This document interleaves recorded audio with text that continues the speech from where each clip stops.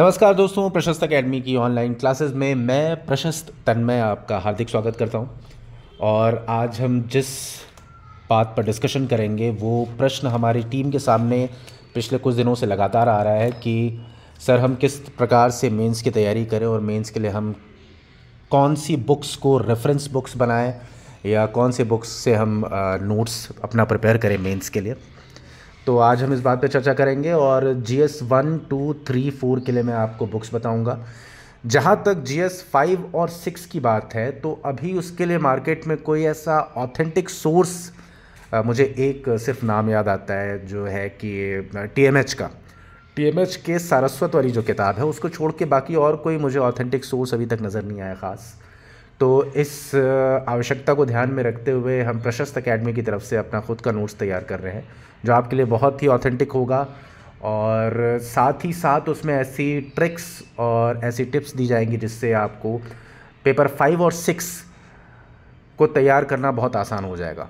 और हम साथ ही प्रोबेबल क्वेश्चंस की लिस्ट भी प्रोवाइड करेंगे आपको, जिससे आपका पेपर 5 और 6 के लिए आपको बहुत ज़्यादा चिंता करने की ज़रूरत नहीं पड़ेगी। तो चलिए अब आते हैं पेपर 1, 2, 3 और 4 पे। इससे पहले कि हम आगे बढ़ें, मैं एक सबसे ज़रूरी जो आपके लिए सुझाव देना चाहूँगा, जो मेरा अनुभव है उसके आधार पर मैं आपको जो कहना चाहूँगा वो ये है कि आप बहुत ज़्यादा किताबों के फेर में ना पड़ें। एक या मैक्सिमम 2 किताबें आपके पास होनी चाहिए जिससे इन चारों पेपर्स के नोट्स आप तैयार करें। और उससे ज़्यादा के चक्कर में आप बिल्कुल ना पड़ें, क्योंकि समय इतना नहीं है, ऐसा भी नहीं कि समय बहुत कम है, लेकिन समय को यूटिलाइज़ करना आपके हाथ में है ना।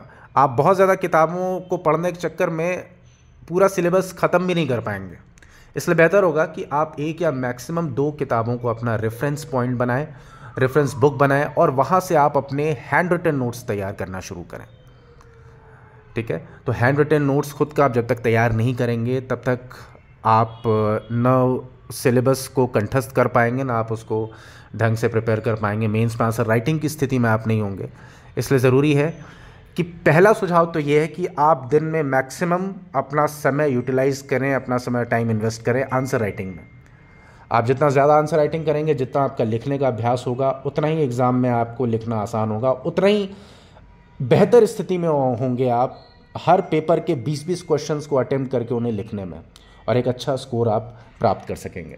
तो सबसे पहले कि आपको लिखना बहुत ज़रूरी है। लिखने के लिए पर्पज़ से ही मैंने बताया कि आपको हैंड रिटन नोट्स बनाने हैं।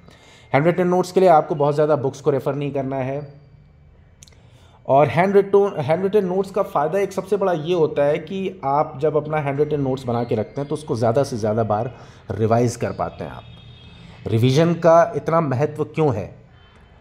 आप बहुत सारी चीज़ें एक बार पढ़ें आपको याद नहीं होगा, ऑब्वियस सी बात है। एक चीज़ को आप बहुत बार पढ़ेंगे तो आपको वो कंठस्थ होती जाएगी धीरे धीरे, वो आदतन on tip of your tongue, the whole content will be on the tip of your tongue. तो ये एक तरीका है। और मुझे याद है कि अब मैं इसको आपको कैसे समझाऊं, मुझे एक बड़ा अच्छा एग्जांपल याद आता है। एक पहले बहुत मूवी आई थी, काफ़ी दिन हो गए, अक्षय कुमार की फिल्म थी चांदनी चौक टू चाइना, अगर आपने कभी देखी होगी।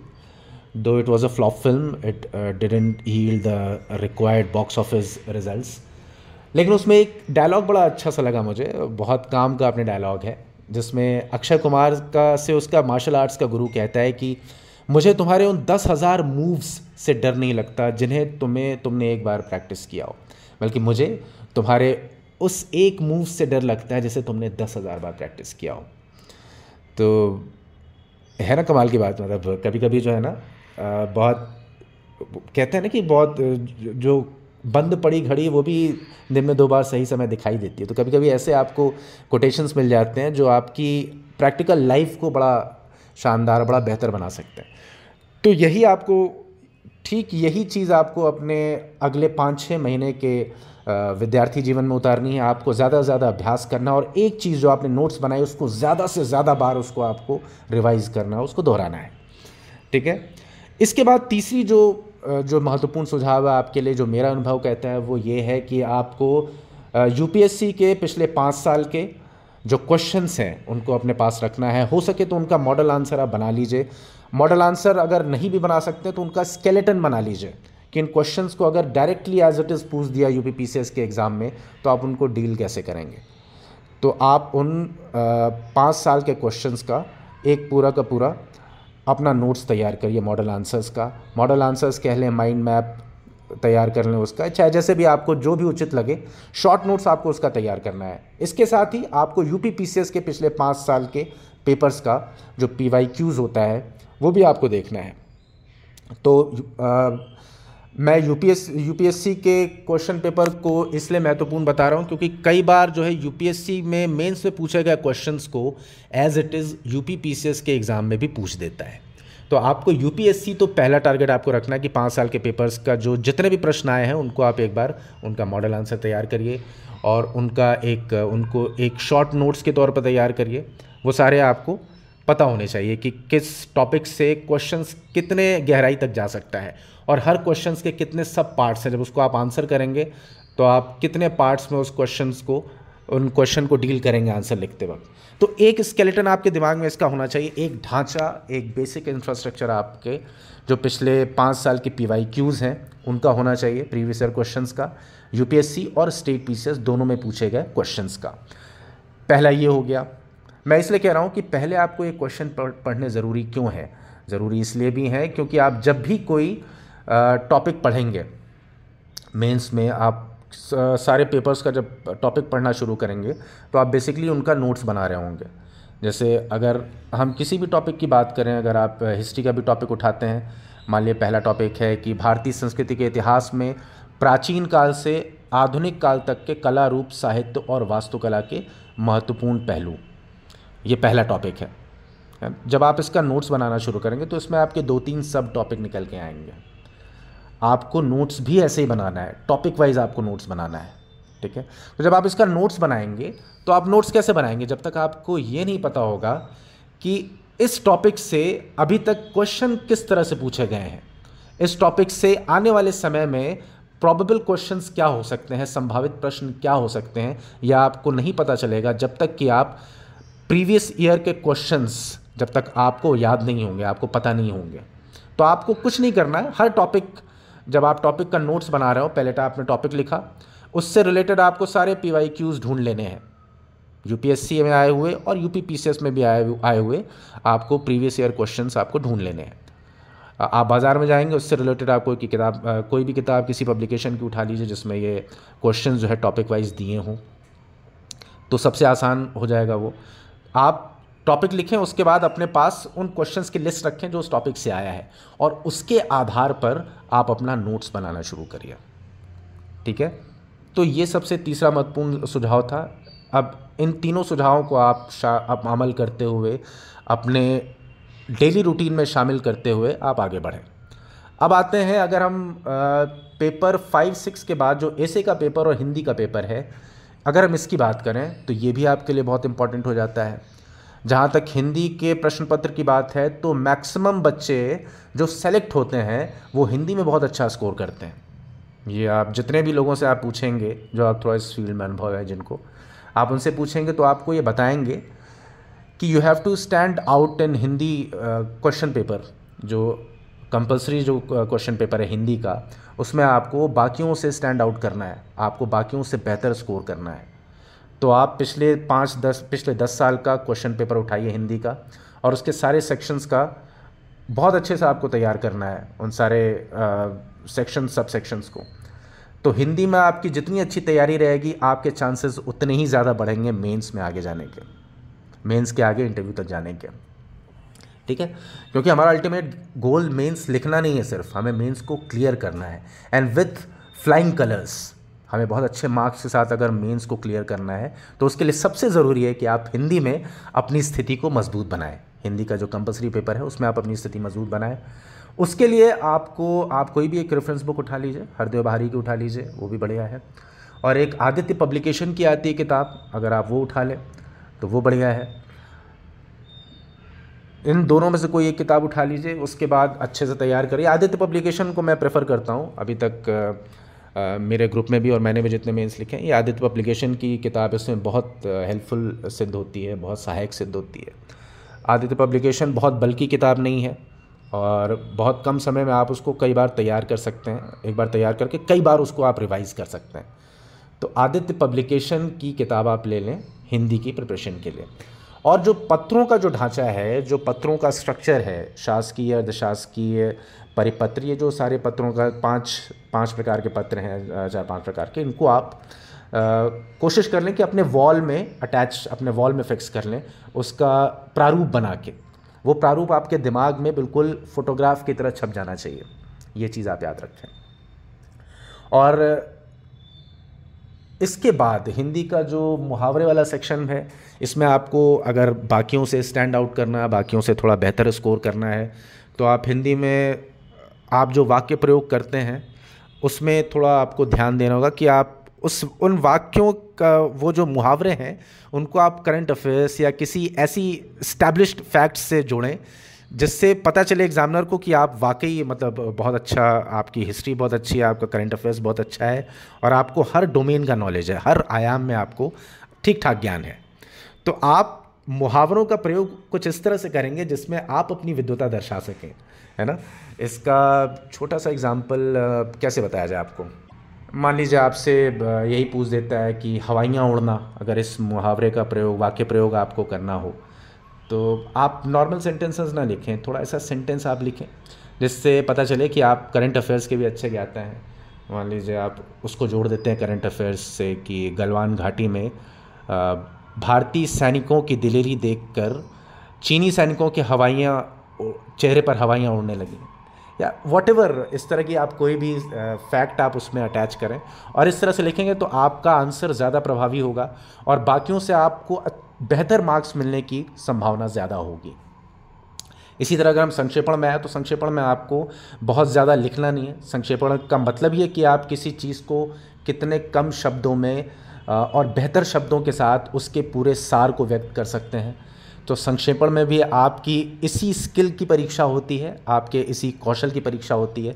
तो आपको ये ध्यान रखना है कि संक्षेपण करते समय आप बहुत ज़्यादा वर्ड्स मत लिखिए, जितना लिखा हुआ पैसेज उसको कम से कम शब्दों में व्यक्त करने की कोशिश करिए। एटलीस्ट 1/3 से ज़्यादा तो नहीं होना चाहिए at any case, it shouldn't exceed 1/3 of the whole paragraph, whole passage.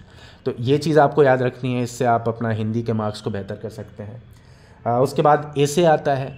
अब एसे का मैं किसी और दिन किसी और वीडियो के माध्यम से, इनफैक्ट हिंदी के लिए मैं अलग से बनाऊंगा कि कैसे उसको स्ट्रैटेजी उसको बनानी है, कैसे उसकी तैयारी करनी है। एसे के लिए, एसे में आप जो पेपर 1, 2, 3 जो पढ़ते हैं उससे आपके बहुत सारे टॉपिक्स आपको मिल जाएंगे। और तो अगर आपका करंट अफेयर्स अच्छा है, आपका बेसिक, आपका जो स्टैटिक पार्ट है वो अच्छा है, तो आप एसे कुल मिला के बढ़िया ऐसे आप लिख पाएंगे, उसमें कोई दिक्कत नहीं है। लेकिन एसे को सजाना कैसे है, उसके लिए हम अलग वीडियो बनाएंगे, इस बताएंगे कि आपको कौन कौन सी चीज़ें आपको ध्यान में रखनी है एसे के लिए, तो उसको कभी हम और डिस्कस करेंगे। लेकिन एक चीज़ याद रखिए, अभी से आप एसे की प्रक्रिया में लग जाइए।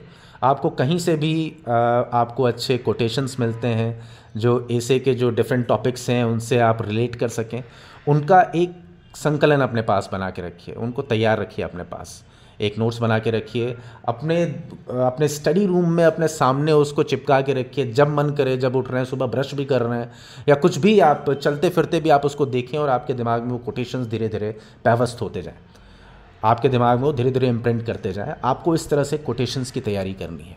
इनफैक्ट आप अपने उनको व्यवहार में लाइए ना। आप ये सोचिए कि आप अगर किसी से बात कर रहे हैं तो आप अगर उसको 1-2 कहानियाँ, 1-2 कोटेशन सुनाते हैं या कोई कविता सुनाते हैं तो उसका प्रभाव उस व्यक्ति पर अलग पड़ता है। तो आपको एग्जामिनर की साइकी को भी इसी हिसाब से ही आपको अपनी तरफ आकर्षित करना है। आपको अपने एसे में भी इस तरह की कहानियाँ, कोटेशंस वगैरह जितना हो सके आप डालें। शुरुआत में डालें, ये नहीं कि भर भर के डाल रहे हैं। ऐसा ना हो कि आपका विषयांतर हो जाए और आप मुद्दे से ही भटक जाएं। तो कोटेशंस का आपके पास संग्रह होना चाहिए, आपके पास आप्त वाक्यों या अच्छे जो सुभाषित हैं उनका संस्करण, आपके पास संकलन होना चाहिए। अभी से इसकी एक फ़ाइल बनाना शुरू करिए और हम कोशिश करेंगे कि प्रशस्त एकेडमी की तरफ से भी आपको सारे सब्जेक्ट्स पर अलग अलग आपको कोटेशंस का जो कंपाइलेशन है वो हम प्रोवाइड कर पाएँ। तो खैर, अब ये हो गई एसे की बात। अब चलते हैं हम लोग सामान्य अध्ययन पेपर 1 में। मैं बहुत ब्रीफली बताता चला जाऊंगा कि कौन कौन से पेपर के किस पार्ट के लिए आपको कौन कौन सी किताबें पढ़नी है। तो पेपर 1 के लिए आप सबसे पहले उठा लें आर्ट एंड कल्चर को। तो आर्ट एंड कल्चर के लिए आपको पढ़ना है, अगर आप इंग्लिश मीडियम के हैं तो फाइन आर्ट्स एनसीईआरटी की क्लास 11th की एक किताब आती है, आप उसको ज़रूर पढ़ें क्योंकि उससे डायरेक्ट क्वेश्चंस पूछ देता है। लास्ट ईयर का क्वेश्चन अगर आपको याद होगा तो मौर्य आर्किटेक्चर से, मौर्य युगीन कला से रिलेटेड सवाल जो पूछा था उसका आपको डायरेक्ट मिल जाएगा इस फाइन आर्ट्स की जो किताब है एनसीईआरटी में, रेफरेंस 11th की क्लास की। तो इस तरह के बहुत सारे आपको अच्छे अच्छे टॉपिक्स उसमें मिल जाएंगे। मैं ये इंग्लिश मीडियम के बच्चों के लिए बता रहा हूँ, fine arts NCERT 11th class, ये आप कर सकते हैं। या नितिन सिंघानिया की इंग्लिश की जो बुक है आर्ट एंड कल्चर पर, वो भी आप कर सकते हैं। इनमें से आप कोई भी एक उठा लीजिए, नितिन सिंघानिया या आप फाइन आर्ट्स तो अकेले सफिशिएंट नहीं होगी, आप कुल मिला के नितिन सिंघानिया भी अगर कंप्लीट कर लेते हैं। मैं कवर टू कवर की बात नहीं कर रहा कि पहले पेज से आखिरी पेज तक एक एक शब्द आपको पढ़ना है। आपको नितिन सिंघानिया को अपने टॉपिक्स को अपने बगल में रखते हुए और नितिन सिंघानिया की बुक से उस पर नोट्स बनाते आपको तैयार करते चले जाना है। आप याद रखिए कि हर टॉपिक पर आपको 2-2.5 पेज का एक शॉर्ट नोट्स आपके पास होना चाहिए। पहले तो आप उसको अच्छे से पढ़िए, फिर उसका शॉर्ट नोट्स नितिन सिंघानिया से आपने अगर तैयार कर लिया तो बेस्ट होगा। मैं अंग्रेज़ी मीडियम के लड़कों के लिए, बच्चों के लिए, स्टूडेंट्स के लिए ये चीज़ बता रहा हूँ कि आपके लिए आर्ट एंड कल्चर के लिए नितिन सिंघानिया और class 11th NCERT book fine arts की, दैट विल बी सफिशिएंट। अब अगर हिंदी मीडियम के लिए बच्चों की बात करें तो हिंदी मीडियम के लिए भी नितिन सिंघानिया की किताब आती है हिंदी मीडियम माध्यम में, आप उठा सकते हैं उसको। और उसके अलावा हिंदी माध्यम में विज़न आईएएस के नोट्स, अगर आप विज़न आईएएस के नोट्स आपको मिलते हैं तो आप उसमें से अपना शॉर्ट नोट्स बना सकते हैं। इसके अलावा मैं हिंदी माध्यम के बच्चों के लिए घटना चक्र का जो मेंस का सीरीज़ आता है मैं उसको रिकमेंड करूँगा ज़रूर, क्योंकि ये बहुत कॉम्पैक्ट उसका कंपाइलेशन होता है। और अगर आपके पास बहुत ज़्यादा समय नहीं है तो आप विज़न आईएएस का नोट्स और घटना चक्र दोनों मिला के अपना नोट्स कंप्लीट कर सकते हैं, किसी एक्स्ट्रा कंटेंट की ज़रूरत आपको नहीं पड़ेगी। ठीक है, तो हिंदी मीडियम के बच्चों के लिए विज़न आईएएस का नोट्स और घटना चक्र, इन दोनों को मिला के आप अपना नोट्स बना लें। और अंग्रेज़ी मीडियम के बच्चों के लिए है नितिन सिंघानिया और फाइन आर्ट्स एनसीईआरटी। ठीक है, इसके बाद आते हैं मॉडर्न हिस्ट्री पे। तो मॉडर्न हिस्ट्री में चाहे हिंदी मीडियम हो चाहे अंग्रेज़ी मीडियम हो, दोनों के लिए स्पेक्ट्रम की किताब वो अनिवार्य होगी, वो बहुत ज़रूरी होगी। ठीक है, अगर आपको लगता है कि स्पेक्ट्रम की किताब बहुत बल्कि है, बहुत ज़्यादा उसमें कुछ दिया हुआ है, तो आप किसी भी एक एक्स्ट्रा नोट्स को उठा लें, आप स्पेक्ट्रम पर ना जाएँ। अगर लेकिन कोशिश करिए कि अगर आप स्पेक्ट्रम कर पाएंगे तो सबसे अच्छा होगा, उससे बेहतर कुछ नहीं, क्योंकि बहुत सारी चीज़ें ये कवर कर लेता है। लेकिन अगर आपको लगता है कि स्पेक्ट्रम थोड़ा सा बल्कि पड़ेगा तो आप या तो दृष्टि का नोट्स उठा लीजिए और या तो विज़न आईएएस का नोट्स उठा लीजिए। मैं ये हिंदी और इंग्लिश दोनों माध्यम के बच्चों के लिए कह रहा हूँ, स्टूडेंट्स के लिए कह रहा हूँ कि आप या तो स्पेक्ट्रम या विज़न आईएएस दोनों के में से किसी का भी नोट्स उठा लीजिए मॉडर्न हिस्ट्री के लिए और उससे अपना नोट्स टॉपिक के आधार पर तैयार करते जाइए। ठीक है, इंग्लिश मीडियम के बच्चों के लिए विज़न आईएएस के नोट्स में एक खासियत, एक अच्छाई जो मुझे लगती है विज़न आईएएस के सारे नोट्स में, कि वो प्रॉबेबल क्वेश्चंस भी देते हैं हर चैप्टर के लास्ट में, और यूपीएससी के मेंस के एग्ज़ाम में पूछे गए अभी तक के सारे क्वेश्चंस भी वो कंपाइल करते हैं। और ये दोनों चीज़ें जो वो चैप्टर के एंड में हर बार देते हैं। तो इससे एक फ़ायदा होगा कि आप चैप्टर पढ़ने के बाद आपको पता रहेगा कि इसके क्वेश्चंस की लिमिट क्या है, रेंज क्या है, डेप्थ क्या है, कहाँ से कहाँ तक ये क्वेश्चन पूछे जा सकते हैं। ठीक है, तो मॉडर्न हिस्ट्री के लिए आप दोनों हिंदी मीडियम और इंग्लिश मीडियम दोनों के स्टूडेंट्स आप स्पेक्ट्रम पे जा सकते हैं या विज़न आईएएस के नोट्स में, इन दोनों में से कोई आप एक उठा लें। वर्ल्ड हिस्ट्री के लिए आप जान रहे हैं कि किस तरह से वर्ल्ड हिस्ट्री पिछले कुछ समय से क्वेश्चंस बहुत कम पूछ रहा है, तो वर्ल्ड हिस्ट्री थोड़ा सा इग्नोर्ड है फ़िलहाल यूपीपीसीएस के सिलेबस में। तो लेकिन फिर भी हमें तो पढ़ के जाना है, हम उसको छोड़ नहीं सकते। तो हमें इंग्लिश मीडियम के बच्चों के लिए विज़न आईएएस का नोट्स वो काफ़ी होगा, और हिंदी मीडियम के बच्चों की अगर बात करें तो आप अखिल मूर्ति की किताब आप उठा लें नोट्स, उसी से अपना वो नोट्स बनाएं किताब से, वो काफ़ी होगा आपके लिए। अब आते हैं अगर फर्स्ट पेपर में सोसाइटी की बात करें तो सोसाइटी वाले जो सब टॉपिक हैं या जो ये सब पार्ट है, इसके लिए आपका चाहे हिंदी मीडियम का स्टूडेंट हो चाहे अंग्रेज़ी मीडियम का स्टूडेंट हो, इन दोनों के लिए विज़न आईएएस के नोट्स वो काफ़ी हैं। और उसके बाद आप जो है उठा लें एनसीईआरटी। ये दो चीज़ें काफ़ी हैं। और अगर आप एनसीईआरटी नहीं भी जाना चाहते तो सिर्फ विजन आईएएस के नोट्स पर आप रिलाई कर सकते हैं आँख मूंद के। हालांकि मैं एनसीईआरटी इसलिए रिकमेंड करता हूँ क्योंकि एनसीईआरटी आपकी एक बेसिक अंडरस्टैंडिंग बनाने के लिए बहुत ज़रूरी है, और एनसीईआरटी में जो टॉपिक्स हैं वो उनसे सीधे सीधे कभी कभी सवाल पूछ देता है यूपी पीसीएस के मेंस में। तो बेहतर होगा कि आप इन दोनों को मिला के कंबाइंड नोट्स अपना तैयार कर लें। इसके अलावा तीसरे किसी भी सोर्स की आपको ज़रूरत नहीं पड़ेगी। अब आगे बढ़ते हैं हम लोग ज्योग्राफी के लिए। तो ज्योग्राफी के लिए स्टूडेंट्स, आपको चाहे अंग्रेज़ी मीडियम हो चाहे हिंदी मीडियम हो, आपको सिर्फ और सिर्फ 11th और 12th की एनसीईआरटी कंप्लीट कर लेनी है। आपको उससे अपने नोट्स तैयार कर लेने हैं ज्योग्राफी के लिए, ठीक है। तो ज्योग्राफी के लिए 11th 12th की एनसीईआरटी, सोसाइटी के लिए विजन आईएएस और एनसीईआरटी, वर्ल्ड हिस्ट्री के लिए विजन आईएएस, और हिंदी माध्यम के बच्चों के लिए अखिल मूर्ति, मॉडर्न हिस्ट्री के लिए बता दिया स्पेक्ट्रम, आर्ट एंड कल्चर के लिए हमने ऊपर डिस्कस कर लिया। अब आते हैं जीएस पेपर 2 में। तो जीएस पेपर 2 में पॉलिटी के सेक्शन के लिए आपके लिए सबसे अच्छा जो होगा वो होगा एम लक्ष्मीकांत की जो किताब आती है, वो चाहे हिंदी मीडियम हो चाहे वो अंग्रेज़ी मीडियम हो, हम सभी जानते हैं कि ये ग्रंथ की तरह है ये किताब। आपको पॉलिटी के किसी भी टॉपिक पर आपको उसमें पर्याप्त कंटेंट मिल जाएगा और आपको उससे बाहर सवाल आना मुश्किल है, असंभव टाइप का है। उससे बाहर जो भी आएगा वो आपका करंट अफेयर्स से रिलेटेड होगा। तो आप अगर करंट अफेयर्स को देखना चाहते हैं पॉलिटी के, तो उसके लिए आपका विजन आईएएस का 365 का नोट्स वो पर्याप्त होगा, है ना। तो पॉलिटी में आपको बेसिकली रेफ़र करना है एम लक्ष्मीकांत, या अगर हिंदी मीडियम के बच्चे आप देखना चाहते हैं, हिंदी मीडियम के स्टूडेंट्स, अगर आपको लगता है कि एम लक्ष्मीकांत बहुत बल्कि होगी तो आप दृष्टि आईएएस का नोट्स उठा सकते हैं, वो भी काफ़ी अच्छा है। तो लेकिन कोशिश करें कि एम लक्ष्मीकांत अगर आप कंप्लीट कर लेते हैं, उससे अपने शॉर्ट नोट्स तैयार कर लेते हैं, तो उससे अच्छा कुछ और हो ही नहीं सकता, ठीक है। तो पॉलिटी में आपका एम लक्ष्मीकांत या दृष्टि, और प्लस हिंदी और अंग्रेज़ी दोनों मीडियम के स्टूडेंट्स के लिए आपको करंट अफेयर्स तैयार करना ही पड़ेगा पॉलिटी का। और वो कहाँ से आप तैयार करेंगे? विज़न 365 मेंस का जो 365 का मटेरियल आता है आप उससे तैयार करेंगे। अब आते हैं गवर्नेंस पे। तो गवर्नेंस के लिए आपका करंट अफेयर्स का जो मेंस 365 का आता है वो बहुत इंपॉर्टेंट होता है।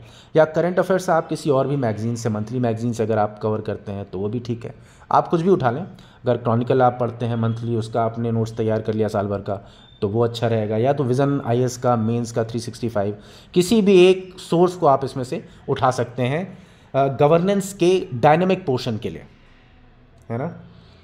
इसके अलावा आपको पढ़ना है सेकेंड एआरसी की रिपोर्ट। मैं ये चीज़ें जो बता रहा हूँ गवर्नेंस के लिए वो हिंदी और अंग्रेज़ी मीडियम दोनों के लिए है, ठीक है। अगर इंग्लिश मीडियम के लिए क्या क्या है, विज़न आईएएस का नोट्स है, और हिंदी मीडियम के लिए अगर आप विज़न आईएएस का नोट्स आप कर सकते हैं हिंदी मीडियम के विद्यार्थी, या दृष्टि आईएएस का आप गवर्नेंस का नोट्स उठा सकते हैं। तो गवर्नेंस आपको करना है विज़न आईएएस या दृष्टि आईएएस के नोट्स से। उसके बाद दोनों माध्यम के विद्यार्थियों के लिए सेकेंड एआरसी की रिपोर्ट इज़ मैंडेटरी। आपको उसको कहीं से उठा के उसका शॉर्ट नोट्स बनाइए, उसकी समरी आप उठाइए, गूगल पे आप डालिए, आपको मिल जाएगा। उसका आपको शॉर्ट नोट्स तैयार रखना है, ठीक है। तो गवर्नेंस में आपको क्या करना है, करंट अफेयर्स का जो विज़न का 365 है वो, विज़न आईएएस का ही आपका जो नोट्स है वो आपको रेफ़र करना है, या दृष्टि आईएएस का आप नोट्स रेफ़र कर सकते हैं हिंदी मीडियम के विद्यार्थी, और साथ में इसके सेकेंड एआरसी की रिपोर्ट पर आपको नोट्स बनाना है। अब आते हैं आईआर पे। तो आईआर में सिर्फ और सिर्फ आपको तैयार करना है डायनेमिक पोर्शन, स्टैटिक पोर्शन से क्वेश्चंस नहीं पूछे जाते हैं। आईआर में जो वर्तमान समय में जो समसामयिक घटनाएं चल रही हैं अंतर्राष्ट्रीय स्तर पर, सिर्फ आपके प्रश्न वहीं से बनते हैं, चाहे वो यूपीपीसीएस का मेंस हो चाहे यूपीएससी का मेंस हो। तो आपको इसके लिए देखना है करंट अफेयर्स। करंट अफेयर्स में आप कुछ भी उठा लीजिए। आप आईआर का अगर आप विज़न का 365 वाला मटेरियल उठा सकते हैं आप उसको उठा लीजिए मेंस का, नहीं तो आप अगर मंथली मैगजीन कोई कवर कर रहे हैं तो आप वो उठा लीजिए। तो इस तरह से जीएस पेपर 1 और पेपर 2 हमने डिस्कस किया कौन कौन सी चीज़ें करनी है। अब आते हैं जीएस पेपर 3 पर। जीएस पेपर 3 के इकोनॉमी सेक्शन में अगर आप देखें तो इसके दो पार्ट्स निकलते हैं, एक होता है स्टैटिक इकोनॉमी पार्ट और दूसरा है डायनामिक पार्ट। तो स्टैटिक पार्ट के लिए आपको क्लास 11th की जो किताब आती है, हिंदी में आती है भारतीय अर्थव्यवस्था का विकास, उसे पढ़ना है हिंदी मीडियम के बच्चों को। और इसी का इंग्लिश जो संस्करण है डेवलपमेंट ऑफ इंडियन इकॉनमी, वो इंग्लिश के बच्चों को पढ़ना है, इंग्लिश मीडियम के बच्चों को। ये मैंडेटरी रीडिंग है, इसको आप स्किप नहीं कर सकते, अनस्किपेबल है ये। तो आपको पढ़ना है स्टैटिक पोर्शन में इकोनॉमी के लिए NCERT क्लास 11th, और डायनेमिक पोर्शन के लिए आपको पढ़ना है करंट अफेयर्स। इकॉनमी का आप कोई भी करंट अफेयर्स उठा लें, फिजन का अगर 365 उठा सकते हैं तो वो उठा लें, नहीं तो अगर आप मंथली मैगज़ीन कोई लेते हैं, क्रॉनिकल लेते हैं, तो आप उससे मंथली मैगज़ीन से आप साल भर का उसका नोट्स बना लें। कोई भी इनमें से दो में से कोई भी एक काम कर लें, वो आपके लिए काफ़ी होगा। तो इकॉनमी के स्टैटिक पोर्शन के लिए आपको करना है क्लास 11th की NCERT। उसके अलावा अंग्रेज़ी के बच्चे जो हैं वो मृणाल में जा सकते हैं, और इनफैक्ट हिंदी के भी स्टूडेंट्स मृणाल से सहायता ले सकते हैं। ठीक है, तो क्लास 11th की NCERT काफ़ी होगी। उसके बाद जो है डायनेमिक पोर्शन के लिए आपका बजट करना है सेंट्रल गवर्नमेंट का, और उसके बाद आपको करना है करंट अफेयर्स जो विजन IAS का आता है, वो आपको करना है, या क्रॉनिकल का, जो भी आप उठा लें। अब आते हैं इन्वायरमेंट में हिंदी मीडियम के बच्चे आप सिंपल सा उठा लो, आप या तो विजन IAS का नोट्स उठा लो या दृष्टि IAS का नोट्स उठा लो। दृष्टि IAS का नोट्स थोड़ा सा ज़्यादा बल्कि है, विजन IAS का थोड़ा सा मतलब कंपाइलेशन बड़ा कॉम्पैक्ट है, तो आप विजन IAS के नोट्स को रेफ़र कर सकते हैं, आप अपना सारा नोट्स वहाँ से बना सकते हैं। और अंग्रेज़ी मीडियम के बच्चों के लिए तो सबसे अच्छा शंकर IAS का नोट्स है, उससे बेहतर कुछ और है नहीं। तो आप अंग्रेज़ी मीडियम के बच्चे आप शंकर IAS के नोट्स की किताब से अपना नोट्स बनाएं, और विजन IAS की किताब से या नोट से अपना नोट्स तैयार करें हिंदी मीडियम के बच्चे इन्वायरमेंट के लिए। तो इस तरह से GS3 भी हो गया। अब आते हैं GS4 में। GS4 में आपको कहीं भटकने की ज़रूरत नहीं है, GS4 में आपको कुछ भी एक्स्ट्रा करने की ज़रूरत नहीं है। लेक्सिकन अगर आप नहीं भी कर सकते हैं, मान लीजिए लेक्सिकन एक मैंडेटरी रीडिंग कही जाती है UPSC के बच्चों के लिए, लेकिन लेक्सिकन अपने आप में सफिशिएंट नहीं होता है मटेरियल, तो क्यों ना हम किसी ऐसे मटेरियल को करें जो अपने आप में सफिशिएंट हो। और उसके लिए सबसे अच्छा आपका नोट्स पड़ेगा इंग्लिश मीडियम के बच्चे आप उठा लीजिए विजन IAS का नोट्स। विजन IAS का नोट्स आप उठा लें इंग्लिश मीडियम में, 2 पार्ट्स में आता है, एक में केस स्टडीज़ हैं और पहले पार्ट में जो है वो उसका थ्योरेटिकल पार्ट है। तो इंग्लिश मीडियम के बच्चे वहाँ से अपना नोट्स बनाएं विजन IAS से, और हिंदी मीडियम के बच्चों के लिए दृष्टि IAS से बेहतर कोई नोट्स नहीं है। तो हिंदी माध्यम के बच्चे 4th पेपर के लिए आप दृष्टि IAS के नोट्स को अपना आप रेफरेंस बना सकते हैं। तो ये हो गई 4th पेपर की बात। और अब ये चूँकि वीडियो ये बहुत लंबा खिंच रहा है, इसलिए मैं कोशिश करूँगा कि इसको तुरंत इसको वाइंड अप करूँ। लास्ट में मैं 5 और 6 के पेपर की अगर बात करूँ तो इन दोनों पेपर्स में आपका जो हमारा प्रशस्त अकेडमी का मटेरियल है वो काफ़ी होगा, और वो उसको हम बहुत सारे सोर्सेज से कंपाइल कर रहे हैं, वो आप अपने आप में काफ़ी ऑथेंटिक, काफ़ी प्रमाणिक होगा। तो आप प्रशस्त अकेडमी के नोट्स को फॉलो कर सकते हैं। दूसरा, अगर आप स्टार्टिंग कुछ रीडिंग अगर कुछ करना चाहते हो तो मुझे जो सबसे ऑथेंटिक लगता है वो है पेपर 5-6 के लिए सारस्वत की किताब आती है TMH की, आप उसको फॉलो कर सकते हैं। सारस्वत के लिए एक बेसिक रीडिंग के लिए आप इसको रेफ़र कर सकते हैं। ठीक है, हालांकि हमने सारस्वत को भी अपने नोट्स कंपाइलेशन का आधार बनाया है। मुझे सारस्वत के अलावा और कोई भी नोट्स इस समय ऐसा नहीं लग रहा जिस पे आप रिलाई कर पाएँ। हर नोट्स में कहीं ना कहीं कुछ ना कुछ प्रॉब्लम ज़रूर है। ठीक है, अगर आने वाले समय में कुछ अच्छा नोट्स आता है तो हम आपसे शेयर ज़रूर करेंगे, अदरवाइज़ आप प्रशस्त अकेडमी के हमारे नोट्स पर रिलाई कर सकते हैं जो हम आपसे बहुत जल्दी शेयर कर देंगे 5 और 6 के लिए। तो ये आज का हमारा वीडियो था जो इस चीज़ से रिलेटेड था कि आपको मेंस की तैयारी को किस तरह से स्ट्रैटेजाइज करना है, किस तरह से आपको कौन कौन सी बुक से आपको हेल्प लेनी है। तो आई होप हमारा ये वीडियो आपके लिए हेल्पफुल रहा, और thank you very much for listening to us, and thank you very much for joining our group on Telegram and subscribe our channel. Thank you so much, all the best.